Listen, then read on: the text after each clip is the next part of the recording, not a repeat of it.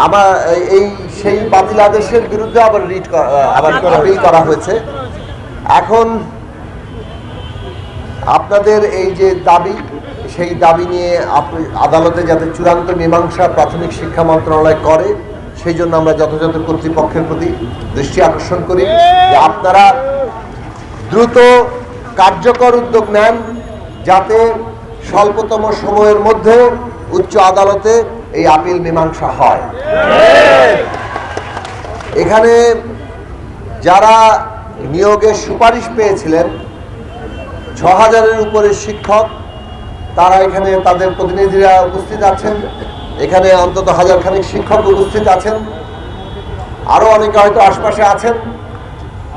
তারা ১১ দিন ধরে আন্দোলন করছেন। তাদের প্রত্যেকটি মুহূর্ত কিভাবে অতিবাহিত হচ্ছে, তারা অনেকেই অনেক ধরনের চাকরি ছেড়ে এই চাকরি গ্রহণের জন্য প্রস্তুতি নিয়েছিলেন।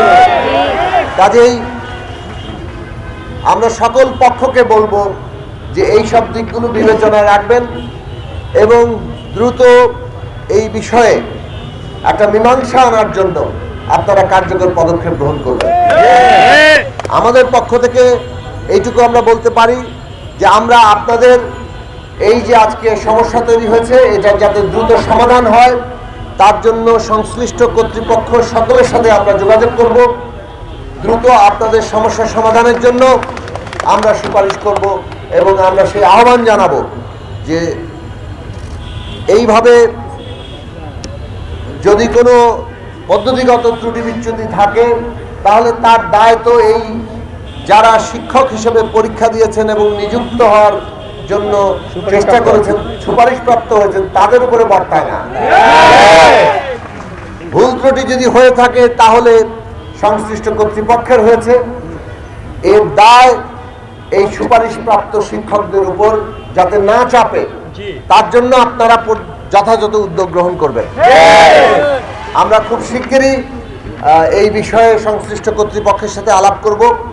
আপনারা আপনাদের দাবি জানিয়ে যাচ্ছেন, কিন্তু আপনাদের প্রতি অনুরোধ করব যে একটা শান্তিপূর্ণ উপায়ে আপনারা যাতে আপনাদের কর্মসূচি পালন করেন।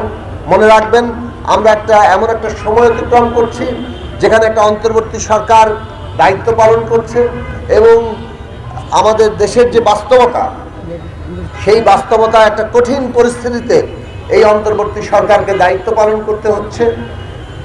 একদিকে আমাদের ভঙ্গুর প্রতিষ্ঠান, অন্যদিকে পতিত সরকারের দোসররা নানাভাবে নানা ধরনের অস্থিরতা এবং বিশৃঙ্খলা সৃষ্টির চেষ্টা করে যাচ্ছে। এইরকম একটা বাস্তবতায় যখন আন্দোলন সংগ্রাম আপনারা করছেন আপনাদের ন্যায্য দাবি নিয়ে, তখন এই আন্দোলন পরিচালনার ক্ষেত্রে আপনাদের সেই সতর্কতা এবং সেই দায়িত্ববোধ থাকা দরকার, যাতে করে আপনাদের আন্দোলন সত্যিকার অর্থে আপনাদের যে দাবি সেটাকে তুলে ধরতে পারে, তার ন্যায্যতা নিয়ে হাজির হতে পারে এবং এর কোনো রকম ফায়দা অন্য কেউ তুলতে না পারে। তো সেই সব বিবেচনা রেখে আমি বলবো আপনাদের দাবির ন্যায্যতা আছে, আপনাদের দাবিকে অবিলম্বে যাতে এর সুরাহা করা হয় সেজন্য সংশ্লিষ্ট কর্তৃপক্ষকে উদ্যোগ নিতে হবে।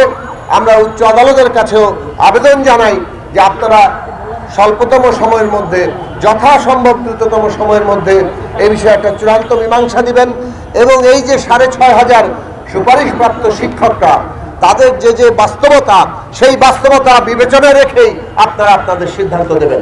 সবাইকে ধন্যবাদ, আপনারা ভালো থাকবেন।